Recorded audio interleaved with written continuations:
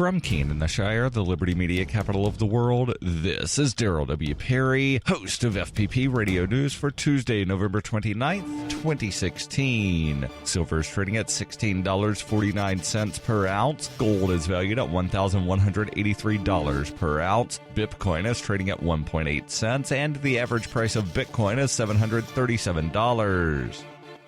Antiwar.com reports the International Criminal Court's investigation into myriad U.S. torture programs the world over has rested on the fact that the U.S. government is not doing anything to punish any of those involved in the crimes. One lawsuit is continuing to slowly advance, however. Dr. James E. Mitchell and Bruce Jessen, a pair of contracted psychologists, were hired by the Bush administration to design and run the entire torture program. Mitchell has even written a book bragging of his involvement and the fact that they both got medals from the CIA for their services. Their defense is built around the idea that they acted with government permission in committing these crimes and seems to rest heavily on the ability to get current government support in suppressing classified evidence of all the sordid details. While President Obama spent the last 8 years admitting we tortured some folks and shirking responsibility for it, experts are saying it is likely to rest on President-elect Donald Trump whether to claim state secrets to block this particular civil case from going further. While Trump campaigned on the idea of returning to the days of torture, it is not clear he's going to be on board with using the state secrets claim to cover up the torture of the past. This is particularly true because he previously presented the torturing as something of a badge of honor for the U.S. and the recent lack as a sign of weakness. Trump is also said to be souring on the return to torture after discussions with General James Mattis, and that could also change things.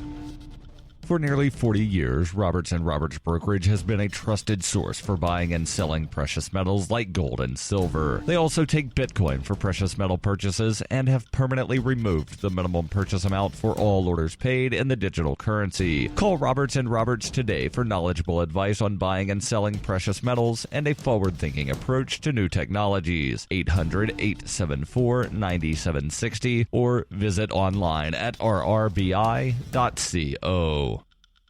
UPI reports President Barack Obama leaves office with the highest approval rating in 4 years, according to a Quinnipiac University survey released on Monday. A majority of respondents called Obama a great or good president. 22% called him great and 33% called him good, compared to 23% who rated him not so good and 22% calling him bad. Respondents, by a margin of 44% to 38%, said Obama's policies have helped the country, the rest saying they had no effect. 21% said the policies have helped them financially, while 33% said they were personally hurt, and 44% said they saw no difference. The results are Obama's most favorable rating since immediately after his 2012 re-election. The poll also found that both the Democratic and Republican parties had negative favorability ratings, but for the first time in 2 years, the GOP's rating was better than that of the Democrats. The Republican Party was regarded as 38% favorable and 50% unfavorable by the respondents. The Democratic Party received ratings of 35% favorable and 60% unfavorable.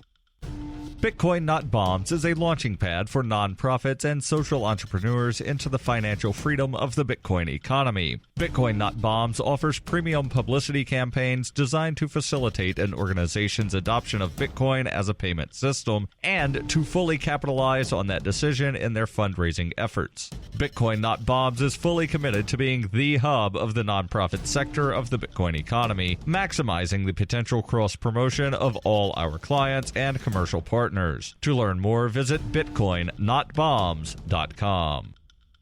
Reuters reports North Dakota's governor on Monday ordered the expulsion of protesters camped on federal property near the site of the oil pipeline project they oppose, saying the emergency evacuation was necessary to protect them from harsh winter conditions. The executive order from Governor Jack Dalrymple came 2 days after the U.S. Army Corps of Engineers said it would close public access to the main protest encampment about 30 miles south of Bismarck, setting a December 5th deadline for demonstrators opposed to the Dakota Access Pipeline to leave the area. Demonstrators have protested the Dakota Access Pipeline for months, saying it poses a threat to water resources and to sacred Native American sites. Police drew condemnation from the American Civil Liberties Union and others last week when they used water hoses in below-freezing weather in an attempt to disperse about 400 activists near the proposed tunnel excavation site. Activists protesting the pipeline have vowed to continue their resistance. This has been FPP Radio News, online at fppradio.com.